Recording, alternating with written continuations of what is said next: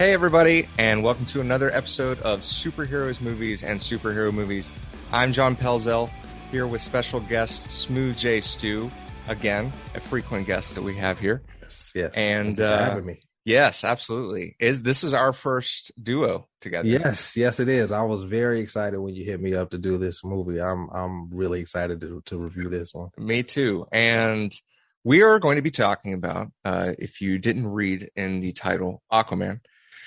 And Aquaman came out in 2018. It's directed by James Wan, and it's written by screenplay by David Leslie Johnson McGoldrick and Will Bial.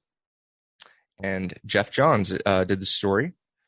And it stars Jason Momoa as Aquaman. And Amber Heard, we've got Willem Dafoe, Patrick Wilson, Nicole Kidman, Dolph Lundgren, Yahya Abdul-Mateen II, Temuera Morrison. I don't know if I said his name right. I know there's a lot of Star Wars fans out there that just turned us off. Sounds good to me. And Ludi Lin has a little bit of a role in there. It doesn't have much speaking parts, but anyway, this movie I saw the trailer for, and it came out. This was after Justice League. Yes. And I'm trying to remember, was Wonder Woman after Justice League or was it before? No, Wonder Woman was before Justice League. Okay. Yeah. So this was really the first standalone DC movie that came out after Justice League. Yes. And really, I guess the only one we've had since is Wonder Woman 84. No, we've had Shazam. Oh yeah, Shazam. Okay.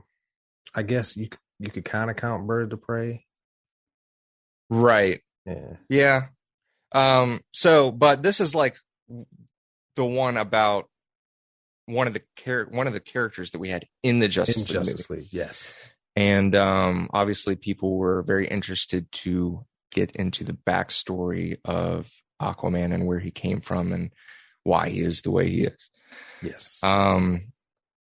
I just saw this for the first time. So really? Yeah, I had not seen this movie before.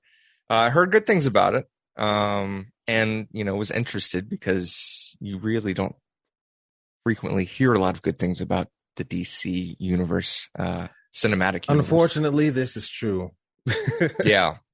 So I was interested in seeing. I just never got around to it. I liked Jason Momoa as Aquaman in Justice League. But at the same time, I did feel like I was like, I don't know. So finally got to see it, and it was interesting. I'll say that for starters, and we'll get into it more. You, I'm assuming, saw it in the theater, right? Yes, I saw it in the theater. I saw it. I believe I saw it opening night when it came out on Thursday night. I was late to the theater. That always irks me, and I missed a little bit of Atlanta's introduction. I got there right when she began fighting in the house in the living room. But I still enjoyed it. When I watched it the second time, I realized I hadn't missed much. But that's really early on. Really early on, like within like the first 3 minutes. Yeah. But yeah, my initial reaction, I loved this movie. I thought it was awesome. I thought it was different, obviously, from the other things that we've had in the DCU. Up until that point, we had only had Snyder movies or Snyder-esque movies. Because I still count Wonder Woman and Suicide Squad as part of the Snyderverse. Yeah, definitely. Yeah. But then, we got the travesty of 2017's Justice League. And that was not so great. So this was a breath of fresh air. A movie that both Snyder fans and non-Snyder fans loved, and I was very happy, very very pleased with this movie. Yeah, I'm looking right now at James Wan's his directed movies, and we were actually you said you were watching The Nun last night. Yes. And I see now here that he is actually the director of The Conjuring, which I did not know. I did see Insidious, but did he do the actual?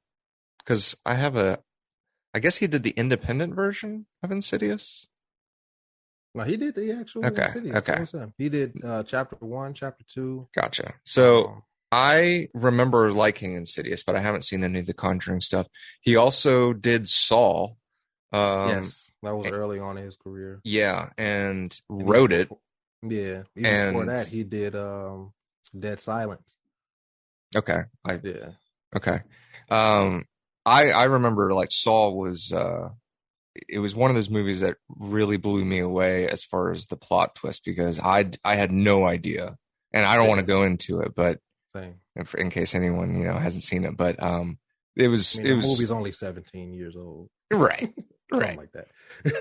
But so and also the movie hasn't come out yet, but he is going to be doing the sequel to Aquaman. So yes. So let's start with the beginning, and we have Atlanta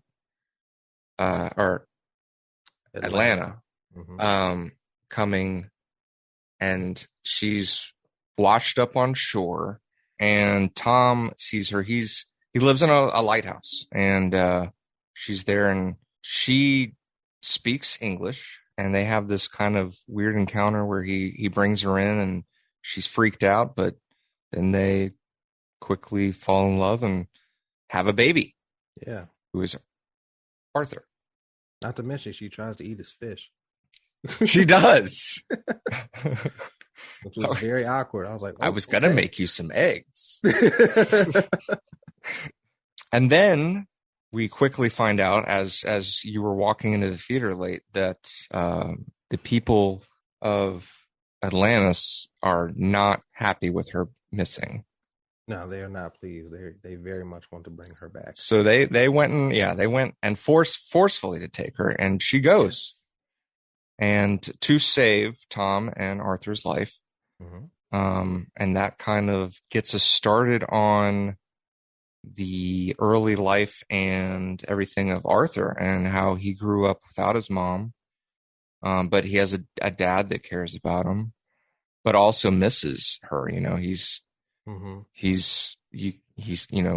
frequents the bar, and kind of like, I'm assuming, to dampen the pain. So the first scene that we have with Arthur is in the aquarium. What are your thoughts on that? I thought it was really cool. It was interesting seeing a young Arthur, because we don't typically see that. Every time we see Aquaman, he's always a grown man. He's always come into his own. So to see him as a small child was interesting, and he's discovering that he can communicate with fish and other aquatic life. And I just thought it was a really fun introduction to a few of his abilities, especially at that young age. Yeah, I'll agree with you on that. You want to get to Aquaman obviously very quickly as an adult. I mean, you didn't have to, but with the way they did this, that's a great place to do it, on a field trip where you're surrounded by, ocean animals. And I'm trying to remember, was he surprised when he started being able to kind of communicate with them, or had he done this before, do you think? Yes, I believe he was surprised, but it wasn't like he was frightened or anything. Right. It was like he was cool. Yeah, he was like, oh yeah, this is cool. Yeah. So personally, the bully part, I felt was very cliche, like we've got to throw some guys picking on him to make so he can stand up to himself. And but it was a short scene. And then we get into I'm trying to remember where we go after that. It's when he's an adult. Yeah. But really quickly before that, I wanted to talk to you about the opening sequence. Yeah. The battle. Okay. When they came to capture Atlanta. What did you think of that? So I love the soldiers coming in with like the energy, rifles and everything. I thought that was really cool. Yeah. I love the suits. The biggest thing that I had noticing off the bat was, as far as negative goes, is I felt like some of the dialogue was a bit cheesy, like you got like Tom, she calls for Tom, she goes, "Get my weapon." And I was like, okay. No, I agree. How about my trident or right. Something. It has a name. Yeah. But I definitely agree. It felt some of the dialogue feels a little cringy, and that's throughout the movie, not just in that scene. Yeah, that's one of the biggest problems that I have with the movie is, and I think that's something that carries on honestly through most of the DC movies. Oh man, I'm so glad you said that. I had a conversation with my friends about it last night. It bothers me. Yeah, it was cool in this movie, because this was like the first one that was kind of like that after the Snyderverse, but the fact that it started a trend of goofiness, I don't like that. Yeah, and it's weird because I do this every time I watch a DC movie, especially for the first time, and it's like you can tell that they've got confidence there, like the confidence. You can see the confidence in the filmmaking, but it's like even the acting, like they have good actors, but most of the time there's just this like stiffness. It's hard to explain because the MCU just does not have this problem at all. It's either the writing doesn't feel cheesy. I don't know if maybe if it was delivered a different way, maybe the writing wouldn't feel as cheesy for a lot of these DC movies, but there just seems to be this pattern of there's just something that just isn't getting all the way through. I could not agree more. What I think it is, I think it may be studio interference or executives interfering with the filmmaking, because it wasn't just with Zack Snyder. This is an ongoing thing. The executives at Warner Brothers are very, very hands-on. So when we get scenes like that, I feel like those scenes were forced in the movie by WB. Yeah, I think you're totally hit the nail on the head that's what it is. So executives, if it's not too late, just take just a step back. You can be involved, but let the artists, do what they got hired to do. Let the artists create the art. Yeah. Just sign the check and get out the way. Right.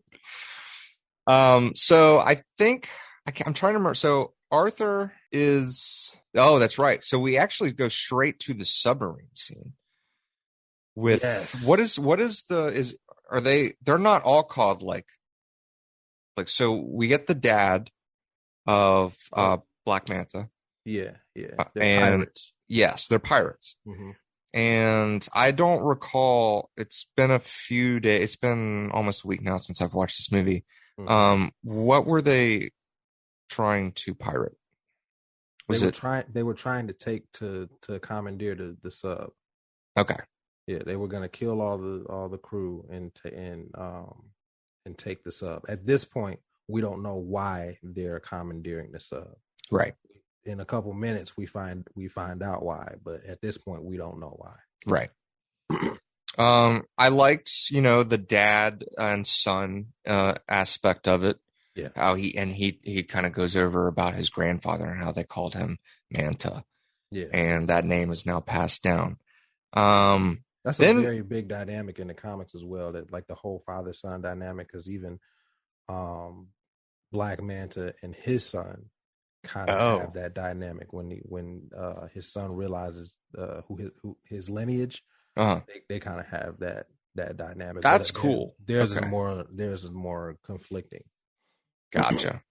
Um, at the same time, this is our introduction in the movie to Aquaman, and he comes to save the day. Yes, And I love this scene as well. This is a really good scene. yeah, I did too. I like, the fighting and I remember, liking the dialogue um between all of them really. Yeah. But were they really fighting though, or was he just throwing them around like rag dolls? I mean, he picked up the door and just threw it Yes. like it was a frisbee. Yep. Yep. Yeah, you're right. He uses that as shield. You're shooting at him. He was being a bully. Yeah. And then he leaves. What's Manta's dad's name? Jesse. Dad's name, yes, right here. Jesse Kane. Okay, and he's played by Michael Beach. Yes. He who's a frequent collaborator of James Wan. He was in Insidious Chapter 2, I believe. Gotcha. He's left there to die by Aquaman, who says, you guys killed innocent people. You can get yourself out of this. Yeah. And cold-blooded. It's pretty cold. Not very superhero-esque. No. And that kind of Batman like. Right, like vigilante bat, like, yes. Yeah. And this is obviously the thing that creates the hatred for Manta, David, towards Aquaman. And this is one scene that I also didn't like. I didn't like how Jesse, his dad, I understand he's trying to get him to go, and David's not wanting to go. Right. He wants to save his dad, and his dad knows he can't save him. He activates a grenade. Yeah. And I personally did not like that. I don't mind it, but I understand why you didn't like it.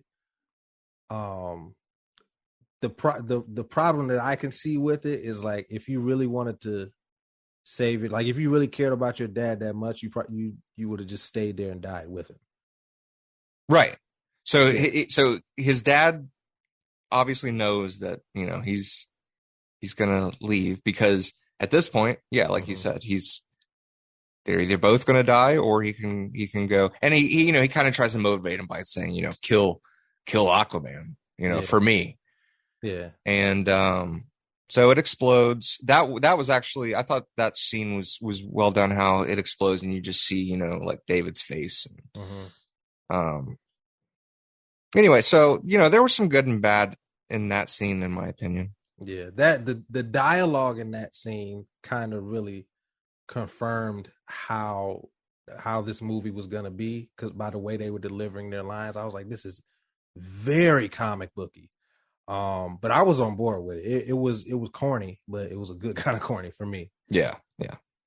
Like, next we get to them talking with Orm and what's his name? Nereus. Yeah, King Nereus. Yeah.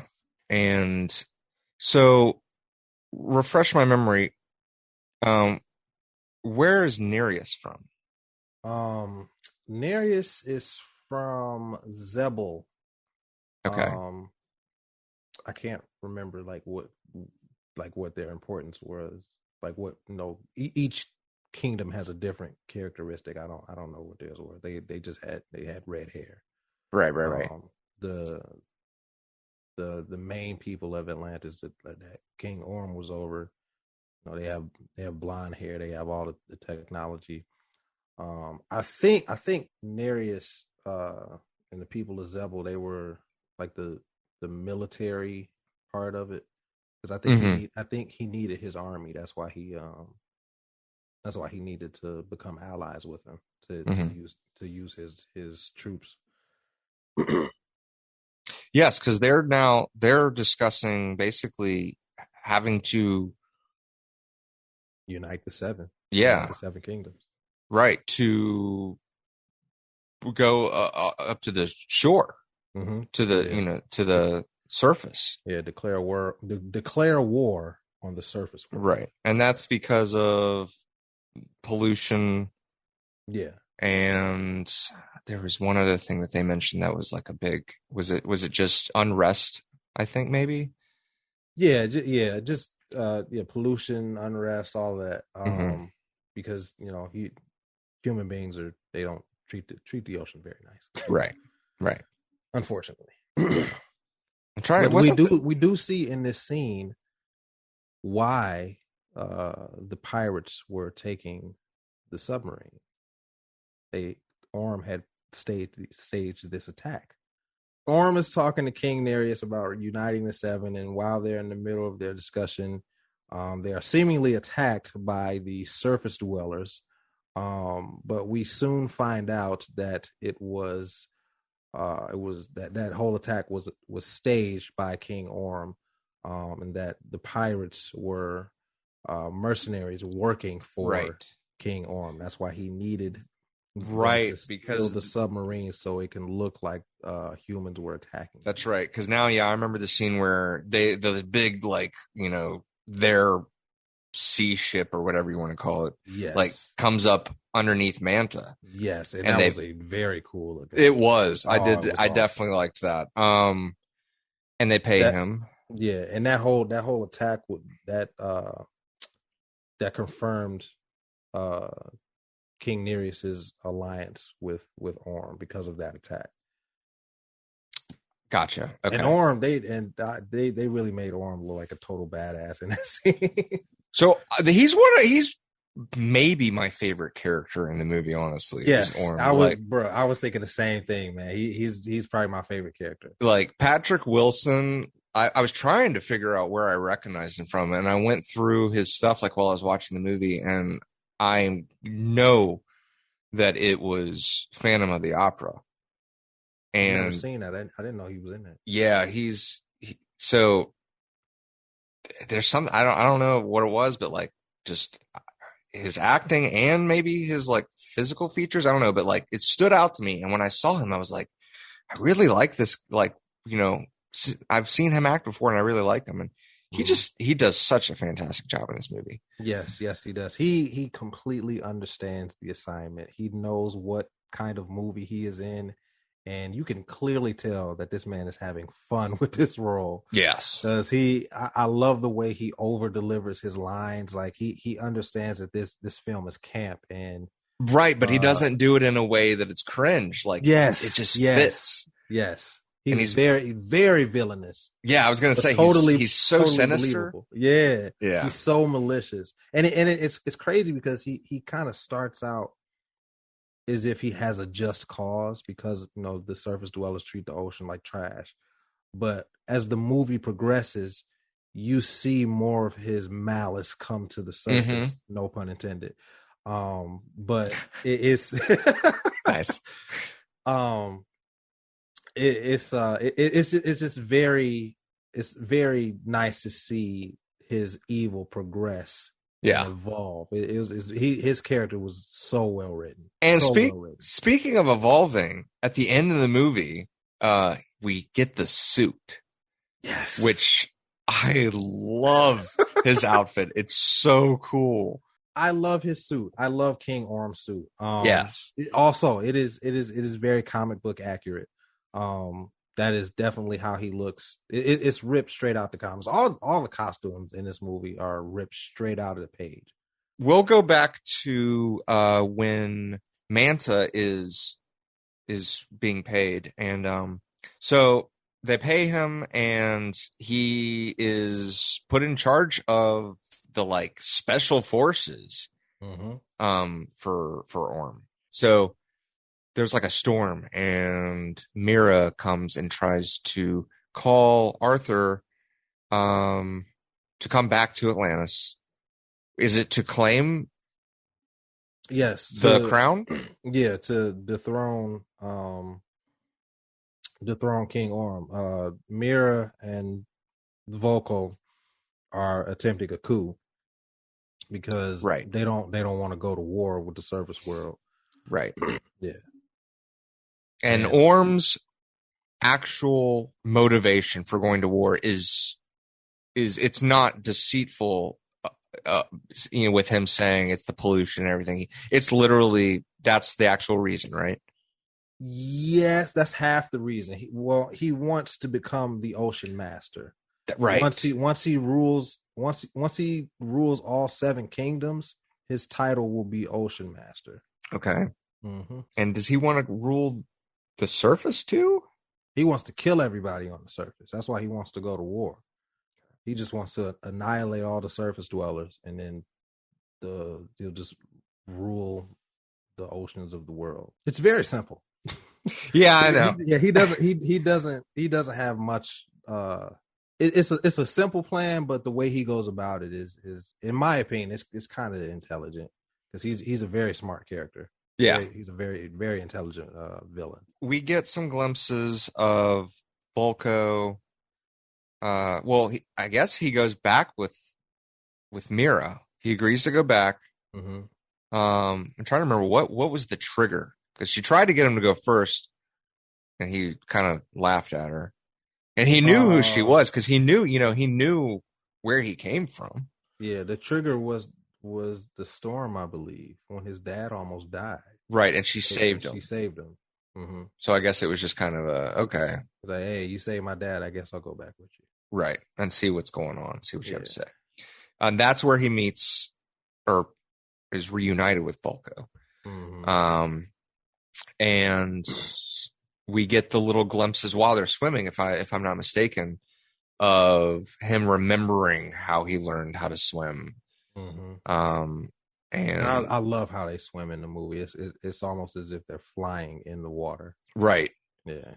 So there is one major difference between this and, I don't think it's a big deal to talk about it, in Justice League.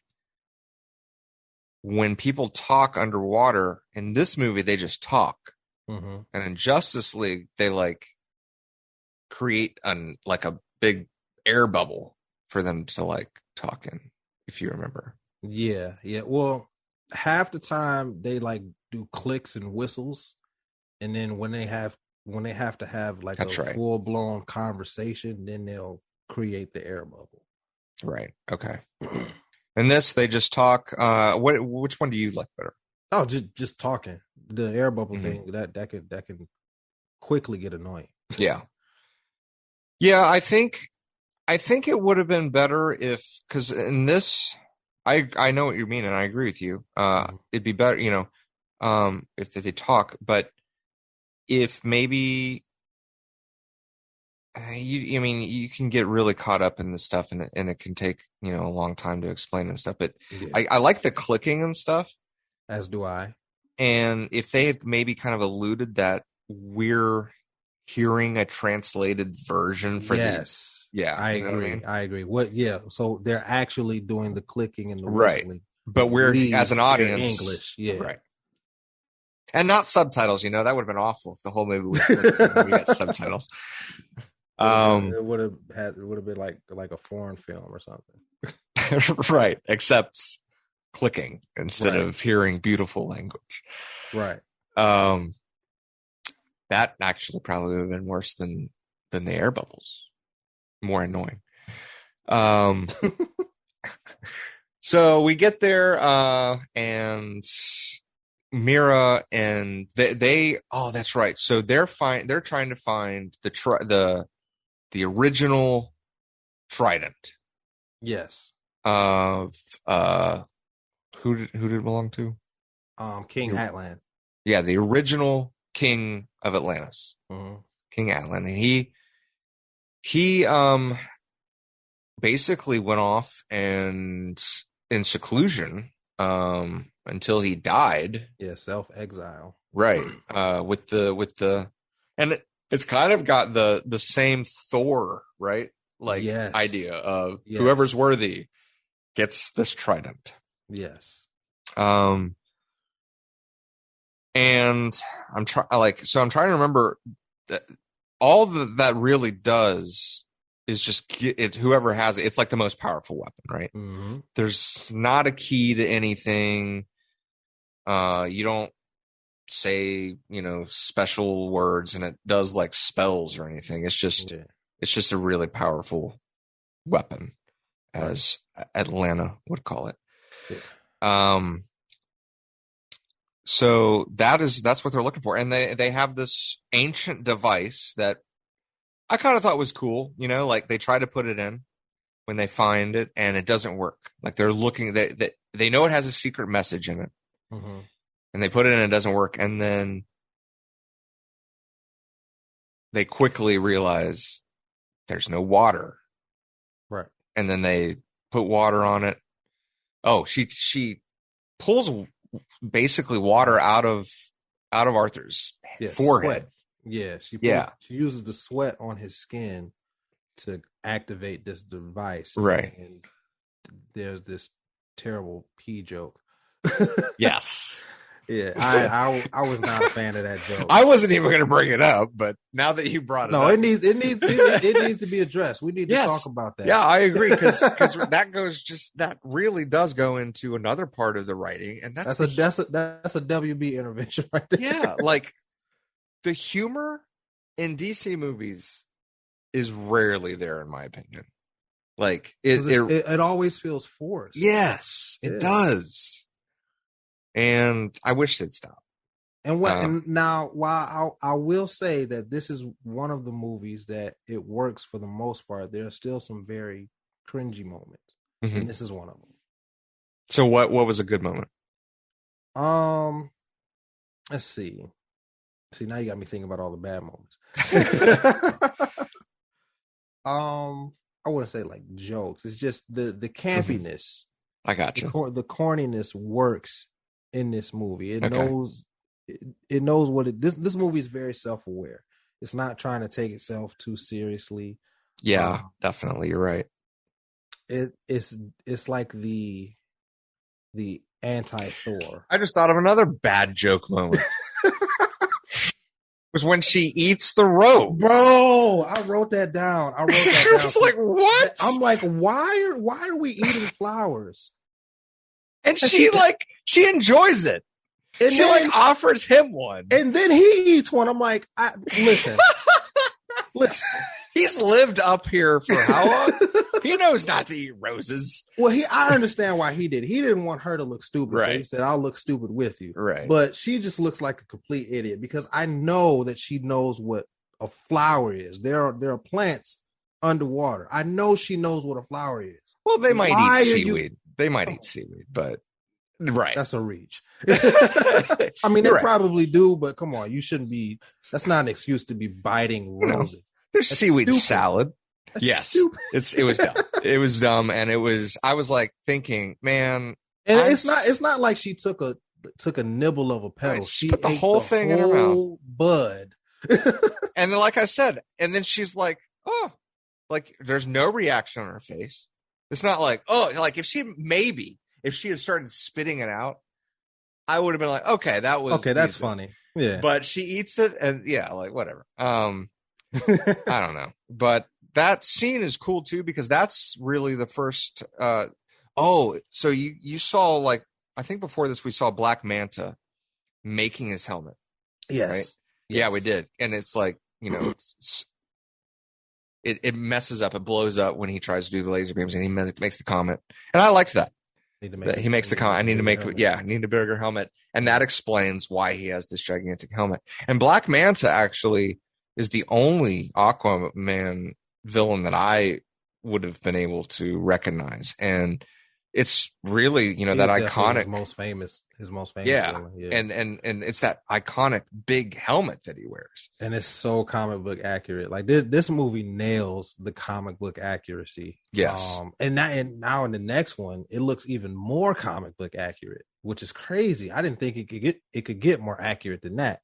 But although I do really like this look, Mhm. the classic look, I was kind of hoping that they would go with the Young Justice look. I don't know if you've seen Young Justice. Mm-mm. All right, it's kind of like Teen Titans, but it's a little more mature. It's actually a lot more mature. Um, but the look of Black Manta on that show is very streamlined, and it looks closer to the real world. I gotcha. I mean, this did too, but it was cartoony. Yeah. Um, in Young Justice, ironically, it's a cartoon. It looked less cartoony. Uh-huh. It looked So more you would have practical. preferred that over the big helmet? Is that what the problem is? You don't like the size of the helmet? No, I like it. Mhm. I just I'm big on realism. Mhm. And the more real it looks, the more I can immerse myself in the story. But I understand that look probably wouldn't have worked for this movie because Mhm. it's so over the top. This movie is really over the top, so they needed Yeah. to look the part of over the top. So I get it, but I This still would have also preferred that. this also gave us a scene, out of the water where we Mhm. had, like battling and a chase up in the surface world. So that was kind of nice to be able to, not only be, I mean, I doubt I would have minded just being underwater, but Yeah, it um was a nice change of pace. yeah. But I really enjoyed that scene. Because the first half is when they get when they're first attacked, it's like a hand to hand combat, and then the second half of that scene is a chase scene with a like extended one shot, which is really cool because they're on the rooftops, but it's all just Right. one take, and I really love one take shots. I Hmm. just think that's like top cinematography there. Right. Yeah, there was I think that was one of the highlights of the movie was that scene. There were a couple cringe moments, just like we talked about throughout the movie. And there's, Mhm. this one had some of them. I don't remember exactly what it was, but there's moments, where they're busting in through people's apartments, and maybe some of the reactions or lines some of the people had might have kind of made me, but unfortunately, this is the last time we see Black Manta. Yes.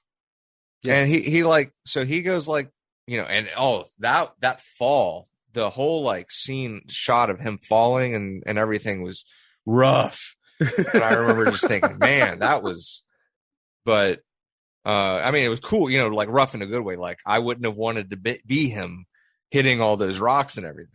Yeah. It was really cool looking. And then, I'm expecting just as a movie watcher and just predicting what's going to be happening. Oh, we'll see him in 15, 20 minutes Nope. with a new suit or something. And no, he's Nope. gone, It's gone for the rest of the movie. And there's one scene, there's one part in that scene that's very, very superhero and comic booky. Well, maybe not superhero, but very like campy and corny. Where the one of the members of the special ops team, Mhm. he loses like all the water in his helmet, so he Right. boiling and sticks his head. Oh yeah. I was like, that's silly. That we didn't need that. I'm trying to remember like what my reaction, because I remember thinking that it wasn't as bad as the Rose. But what they should have done was make the toilet like unflushed or something, to where he had no choice and just. Well, he but only went to the toilet because it had water in it. If so you mean like there was like stuff toilet in there? paper and brown water, a couple logs on top. That would have been better. But it shows like the shot of the toilet before he puts his head in there, and it's like It's clean, brand new toilet. Okay, I don't know who decided that this is what the aesthetic of this toilet bowl is going to be, but anyway. Maybe it was just clean. Maybe they put some scrubbing bubbles in there. Yeah, I mean, I guess, The part that I thought was really cool about that scene was Mira using her powers on the wine to create these like blades that just impale the special forces team. Right. I thought that was cool. Yep. So and Black Manta's optic blast, like those were fantastic. Yes. I thought they looked better than like Cyclops in the X-Men movies. I thought I was like, that's what those should look like. Mm-hmm. So, I mean, I think we're pretty much, I mean, we've got still have a lot to talk about. Ring of Fire. Oh yeah, we haven't even talked about the duel with Arthur and Orm. Yeah, we got to talk about the duel. Yeah, let's get to that. Yeah. Because I think that's shortly after that. Oh, so hold on, I'm trying to remember. That was shortly after he arrives to Atlantis. Right, because they sneak in. And she talks about the bridge. Mm-hmm. How it's I'm guessing that's from the comics, right? I'm not sure. Because I was thinking it was weird the way they describe it. Like they're like, there's a bridge between, here and there. And and he's like, well, why can't you just go over it? And she's like, well, because there's cannons. To me, it felt like there was a lot of explaining going on why they had that bridge there. Yeah, there was a lot of exposition. And the bridge really didn't matter. Yeah, because she was saying that it was a remnant of the old world. Right. And I'm like, if Atlantis sunk, how would there still be a bridge unless like the water rose up and they were sinking? Yeah. You know what I mean? The whole bridge really didn't was useless. Yeah. And that's why I was like, that must be like some big thing in the comic or something, like just fan service. I don't know. But yeah, I don't remember. I mean, I've read the story that this is based on, which is Throne of Atlantis, but I've only read it once, and I don't remember the bridge being a big deal. Mm-hmm. So, understandably, because I think that was just some oversight that they saw in the movie and decided to explain it with some exposition dialogue, which was unnecessary. We don't care about the bridge. Right. It could have been deleted.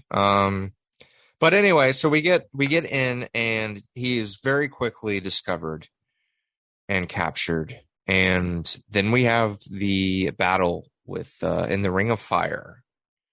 Yes. Which, how's there fire underwater? How is there like water, like lava falls, like not waterfalls, but lava falls?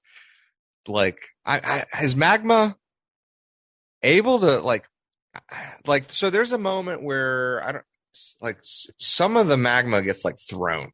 Yeah. Well, that's how volcanoes start anyway. They come like out of the water. Right. But they immediately like harden. Yeah. Right? Yeah. So why so this is like spewing? Yeah, it's like hardening. It's like flowing down, like there's gravity. Like I don't know. Maybe this is it's a comic book movie, man. Well, I was gonna say, maybe there's something scientific to about it, and it does that, but it threw me off. But yes, it is a comic book movie, so My looks brain cool. is turning into lava right now. It looks cool, and I'm trying. So pause again. Does he beat Arthur? Oh yes, he hands it to him. Okay. Because they fight so differently. Even though Arthur was trained by Volko, right, in combat, Arthur just uses brute force. He's so angry, and he uses that when he fights. With Orm, his fighting style is more precise and agile, even though he was kind of fighting dirty. Even Volko points that out. He's like, this isn't a fight, this is an execution. Because I do remember that. Because Orm is clearly the better hand-to-hand combatant, and he was fighting dirty. So, and obviously, if Aquaman had been beating him, there wouldn't have been a need for there to be a continuation of the movie because he would have become he would have become the king. But Mira has to, if I'm not mistaken, this is where she goes and saves him, and they hightail it out of there, right? It was during the fight scene because otherwise he would have been killed. Died. Yeah. So they head out, and that's where they go to where the Trident is. What's it called? Well, they gotta go. They go to the Sahara Desert first. Oh, that's right. Yeah. That's another thing I didn't like was them falling through like that hole. Oh yeah, like right out of the plane and yeah. But then this is where we were talking about the device that they bring, and they need the water because they're in the Sahara Desert. I was trying to remember why there wasn't any water, but yeah, that clearly explains it was down in the desert. Yeah, and that's where they get the message for where the location is. And then they go to Sicily, right? And that's where they fight or are attacked by Black Manta. I've totally been all over the place in this timeline. Okay. Yes, I told you I have ADD. It's all so after that, we have what transpires between Sicily and the location of I don't want to keep calling it a Trident. I know it has a name. Do you remember what it's called? No, I just thought it was King Atlan's Trident. They didn't give it any kind of cool name or anything. That's all. Yeah. King Atlan's Trident. All right, so the location of King Atlan's Trident, but I know that there was more, like we've got that we were talking about what's his name? The actor Lynn Moody Land. Yeah. He has like a scene with Orm, and there's more talk about the battling and whatnot.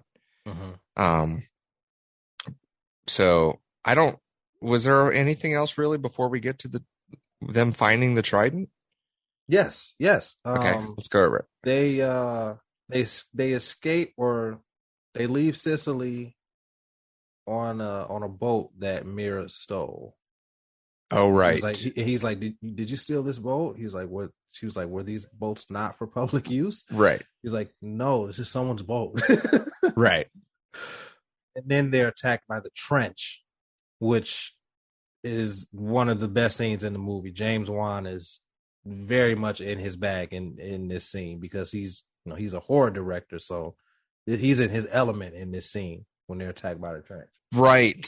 Okay, I remember that now. Yeah, so there's actually, I thought it was cool when they're diving, and yes, because that's right. They're right over the area, and then the trench come and they go, and they go down in the water, which was really creepy. Oh my god, that was so cool. Yeah, like all of them. And I watched this on 4K, and that scene, because that it had on the 4K, it's in IMAX, so it fills up the whole screen. That's cool. It looked amazing. With IMAX, it's more about like depth of field, and you seeing more. Like it looked incredible. Like that scene is underrated, even with the sound mixing on that scene, because when they do the wide shot of them under the water, you don't hear anything, but then they go back in and it's complete chaos sonically. Then they zoom back out and you don't hear anything. Like I love the way that scene is constructed. Yeah. I do have something I don't like about the scene. Oh, that's awesome. Here we go. Nice reaction. That is, I was not on board with them being afraid of the flares. It was that didn't bother me. It doesn't bother you? Nah, like I can see how it will bother you. Like they're these monstrous, treacherous creatures, and they're afraid of some light. I get it, but it didn't bother me too much. Okay. I mean, I know that they're from the dark depths, and they but I don't know. To be afraid, maybe it's blinding them. Maybe. But Yeah, I think they that could literally say they're afraid of this, and I don't know. There's good and bad to it. Good and bad to it, in my opinion. And then we get to what is that gigantic monster that is guarding? Oh, wait, before that, they fall in the kingdom of the trench, and they come to the Hollow Earth, and that's where they meet or that's where Arthur reunites with his mother in the Hollow yeah. Earth. That's right. And she's like dressed up as one of them. I didn't like that either. Well, she had to survive. She had to adapt. That makes sense. I know. Now you're just nitpicking. I remember seeing, like the second that, they get saved, because she saves them, right? Yes. And then you got the shot of him. I'm just, speculating, of him being on the ground, but you see her legs, and you see like the trench style skin and everything, but clearly it's not. And I, obviously, and I'm sure everyone out there like pretty much right away knew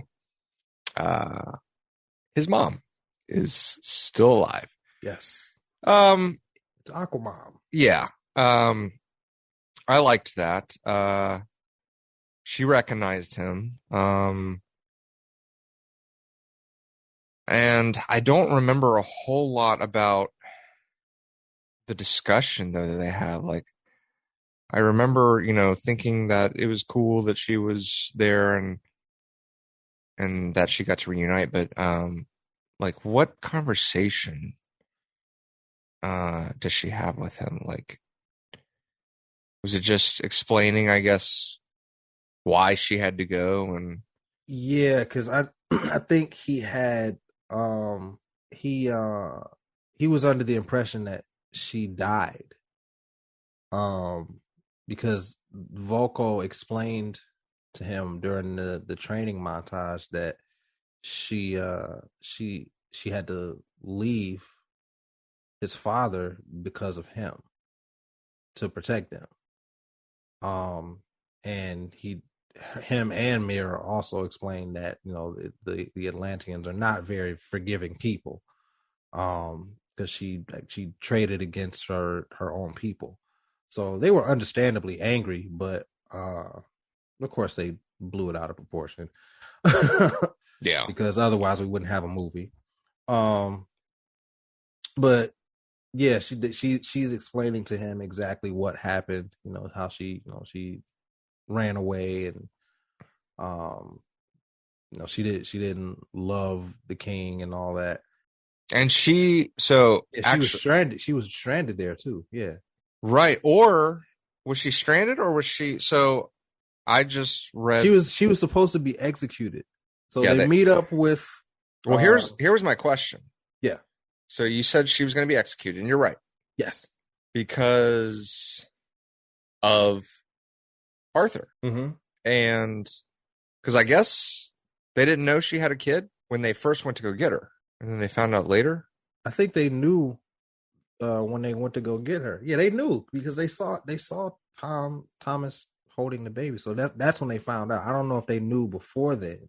Okay. They were just trying to go get her. And then when they got up to the surface, okay, it was like, oh, she had a kid. Right. Well, whatever. Forget that kid. But then she has Orm. Yes. So there was some time there where she wasn't going to be executed. Right? Yeah, but I highly doubt that it was consensual. Okay. Yeah, I highly doubt that. Yeah, you're right. They're like, we need a full-blooded heir. Yeah. You've done your deed. Now we're going to kill you. And she goes off. I'm wondering too, like, did she go there is she the guardian of the Trident, because she knows the entrance, and she's like, you guys got to go through here. So I'm thinking maybe that's kind of what she was doing, was also. Why didn't she go through there? Did she not think that she was worthy? It's a good question. I mean, she's clearly very noble. Yeah. Yeah. It doesn't really, I guess it doesn't really go into too much detail about what being worthy, what qualifies being considered worthy. Yeah. But anyway, so they go through, and then there is the actual guardian of the trident. His name is Carathan. The voice Julie of Andrews. Andrews, which I did not know. That's Mary Poppins. That is crazy. That's crazy to think about. It is. And Mary Poppins is the voice of this. It's crazy. Ferocious giant monster. Yeah, it's huge, and you literally only get glimpses of like the what do you call them? Tentacles. Yeah. Of this thing. And then she's talking, mm-hmm. and then Aquaman starts. He responds to her. She's like, "Wait, what? You can understand what I'm saying?" Right. So that caught her off guard. So she was like, "Oh yeah, that's right." Yeah, she was like, "All right, well, if let's see if you're worthy. If not, I'm definitely gonna eat you." So let's see how this works out. And he takes it. Yeah, that's when he grabs the trident, and he's worthy. Yeah, he's worthy, and he comes out in the gold and green, looking real Aquaman like. So what is Carathan anyway? Is like we get a glimpse of what Carathan is during the battle, and she is obviously helping these crab people. Who are, I forgot what they're called. They're called something very specific. Okay, so Orm is now the Ocean Master. Yes, because he killed the Fisherman King. Right, it was played by Jaimin Hansu, and now his daughter, the Fisherman King's daughter, is now like the ruler or whatever. But she has to answer to King Orm. In this synopsis, it only calls them the forces of sea creatures. It's something more specific than that. I know it, and I can't remember what it is. It's gonna bother me. Of course, I'm gonna remember what it is after we're done. The Kingdom of the Brine. Kingdom of the Brine. I mean, that kind of makes sense. Yes. So we got the Brine Army. Yes.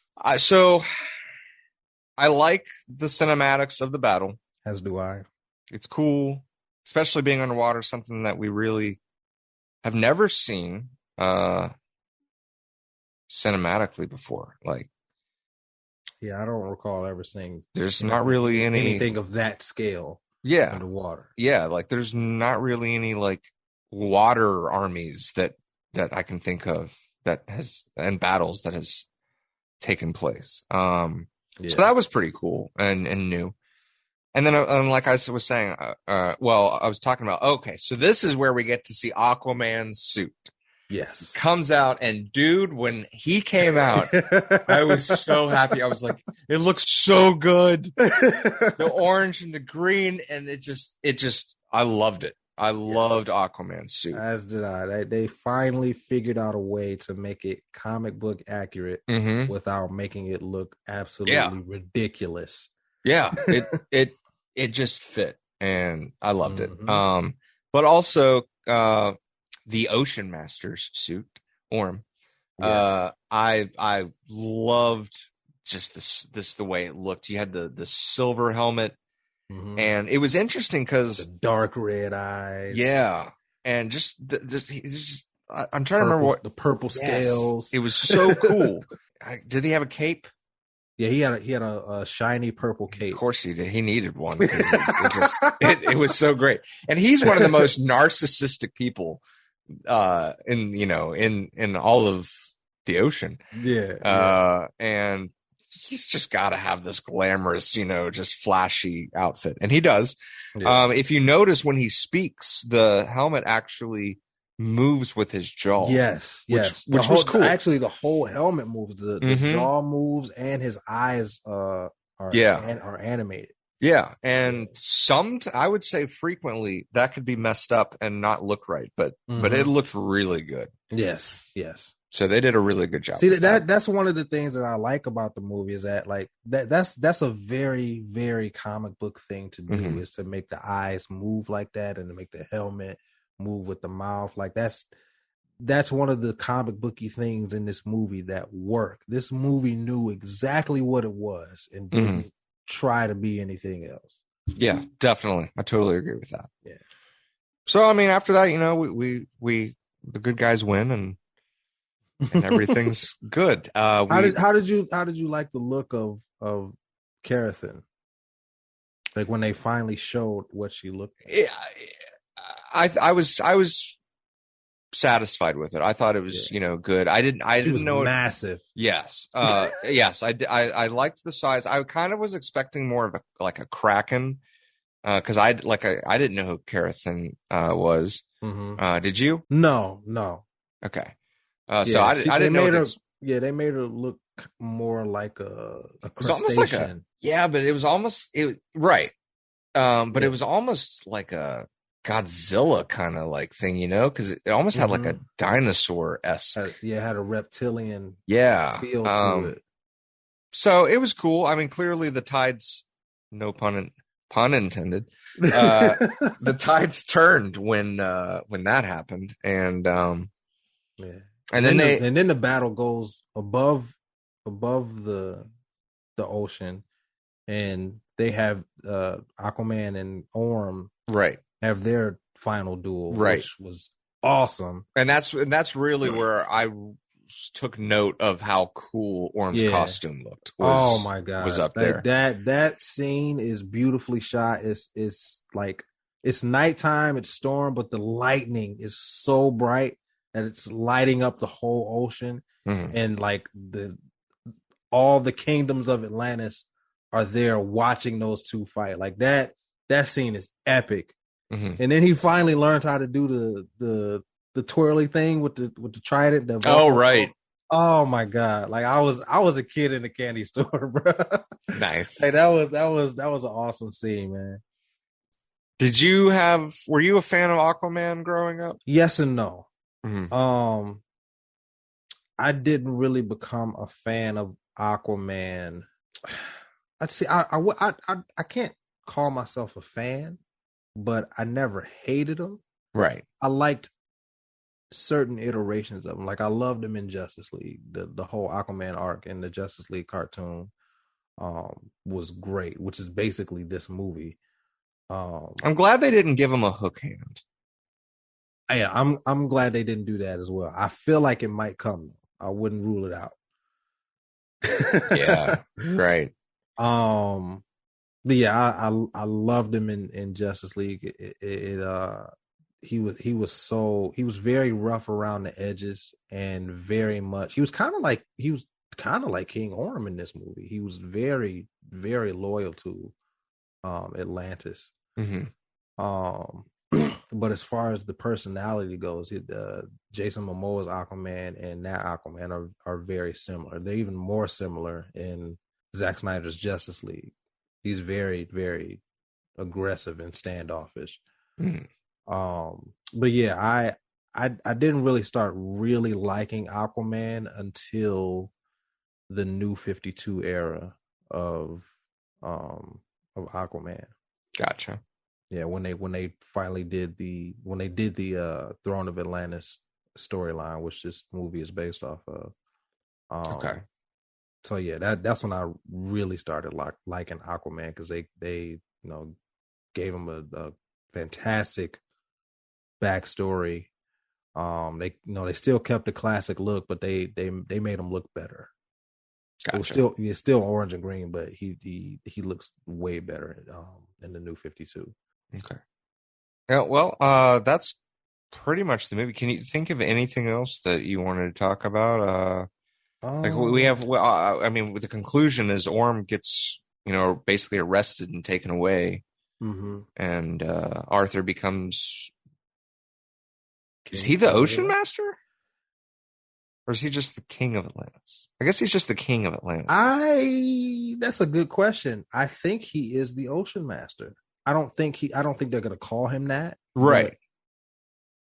But, just to call yourself the Ocean Master seems pretty pretentious. Yeah, that's a little little douchey. Just a little bit. Let's see what other. Oh, Amber Heard has no accent in this movie. She had an accent in Justice League. No. Oh accent. yeah, that's right. And I kind of prefer the accent. Yeah.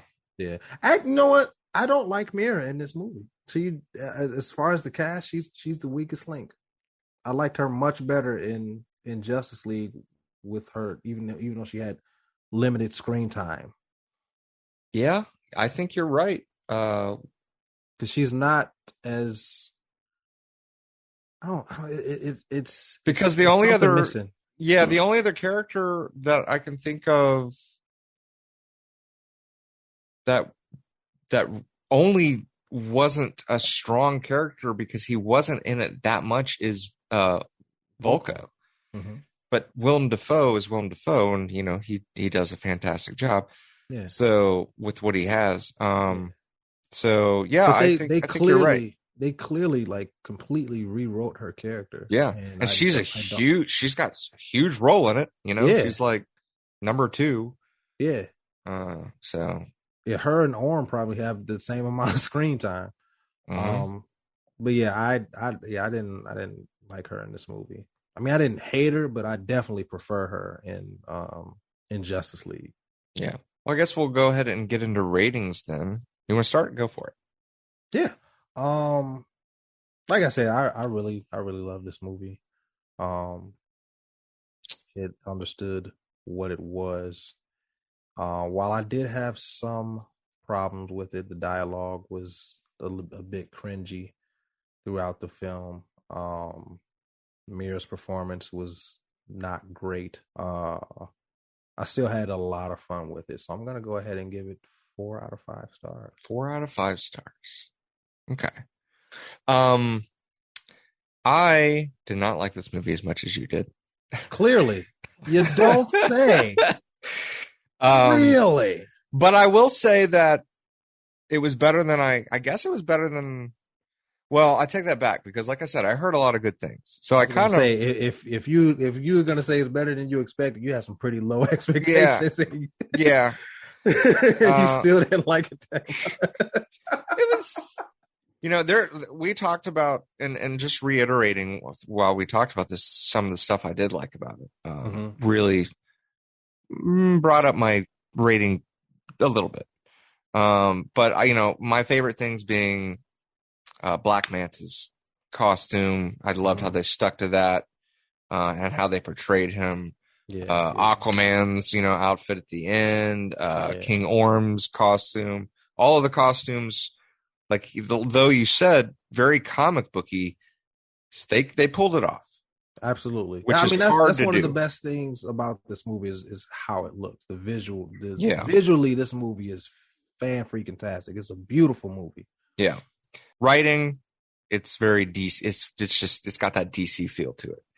And that's really what's bringing down my rating mostly is just that feeling of it being a DC movie. So I'm going to give it 2.5 out of 5 stars. Ooh, that kind of hurt. And like I said, that went up. I was originally going to give it 2. That's like wow, that's like a soft bad. I don't remember what I gave Wonder Woman. I will say this was a better movie than Wonder Woman. I did not like Wonder Woman. What? Yeah. But see, Man of Steel. If you that was our first episode. Yes, I love Man of Steel. Man of Steel is so underrated. It is. I agree. I 100% agree. Yeah. But I will say this, and I know you're not going to agree with me. I do believe that BVS is the better movie. Ooh, over Man of Steel? Yes. No, not at all. I do not agree with that whatsoever. Now we Justin and I did an episode on Batman v Superman, and I just listened to it. Did you? Days ago, yeah. I mean, Okay. I've listened to it several times before. That was like my 5th time listening to the episode. Oh man, I'm touched. I'm a fan. Thank you. Yeah, I'm a fan. Appreciate it. That means a lot. It's blast to have you on here. I love doing this episode with you, and absolutely. We'll definitely see you again in the future. Yes. So anyway, guess that wraps it up for tonight and Aquaman. Gosh, I don't even remember what he says and the other stuff. Like, follow us on something. YouTube. Hit that subscribe button. We're on Facebook, S&M and S&M Podcast. What else? Twitter. I don't even remember what it is, but it's on there. You can go listen to one of our old episodes. Justin says what it is. And is there anything else? I think that's it. CinemaHeroes.com. And thanks for listening. Thanks for listening. Thanks for subscribing. Thanks for subscribing. Man. I'm John Pelzel. And I'm Jay Stu. Thanks for listening. Thanks for subscribing.